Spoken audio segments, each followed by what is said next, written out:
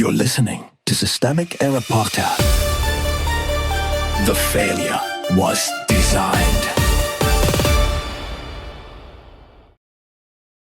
MAGA complains it's no longer fun ruining everyone else's lives report, based on an article by Matthew Rosser.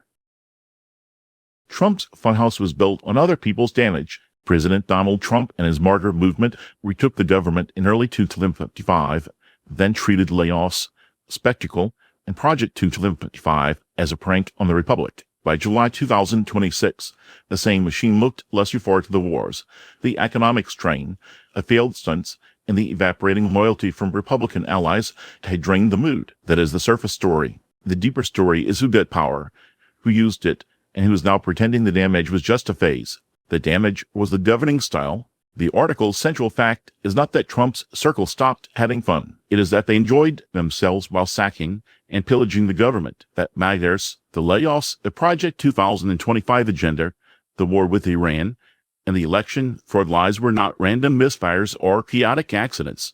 They were acts of power carried out by people who knew exactly what they wanted: domination, grievance politics, and institutional vandalism dressed up as restoration. This is what authoritarian politics looks like when it is not pretending to be managerial. The cruelty was not abode in the system the way defenders like to imply. It was part of the entertainment. Trump held the steering wheel. The article is clear about where institutional power sat. Donald Trump was president, and his movement had regained control of America's government. That is the fact that should govern the reading. Trump was not some noisy outsider orbiting a hostile state. He was the state's executive center, using it to reward loyalists, punish enemies, and stage political theater on federal ground. The point is not merely that he acted badly. It is that the office of the presidency, the machinery of the government, and the silence or compliance of party actors gave him the room to do it. Power did not drift into chaos. It was exercised. Republicans did not resist. The article notes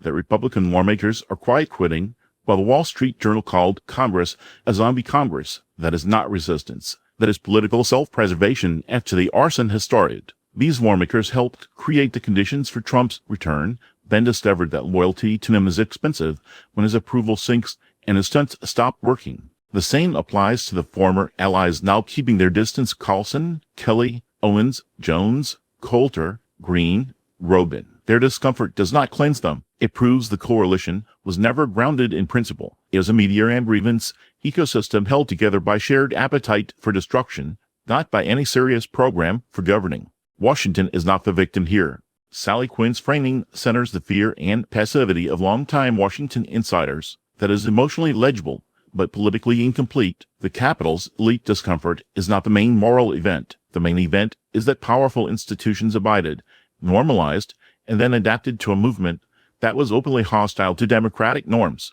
The article is most useful when it accidentally reveals this truth: the people who abided by norms were not shielded by them. Norms did not protect anyone from a president who came to break them. They only made the establishment slower to recognize the breakage as deliberate. The misdirection is in treating elite helplessness as the core drama, when the core drama is elite complicity and delay. The collapse of the act, Trump's failed attempts to revive his image through a UFC fight on the White House lawn, the Great American State Fair, and a speech falsely claiming the 2020 election was stolen all point to the same problem: of spectacle cannot indefinitely substitute for legitimacy. Once the performance gets stale, the coalition starts to fray.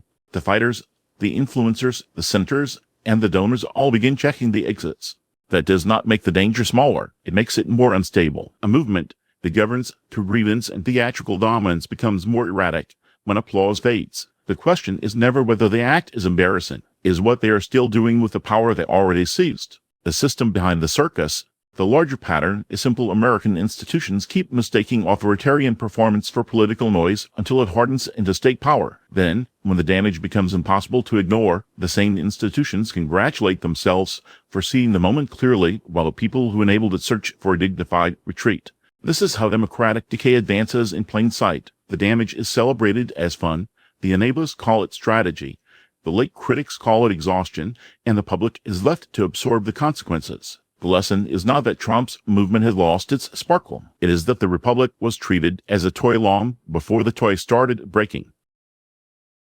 You've been listening to Systemic Error. Thanks to Alternet for today's article, with the automated voice of Norman. Thanks for listening.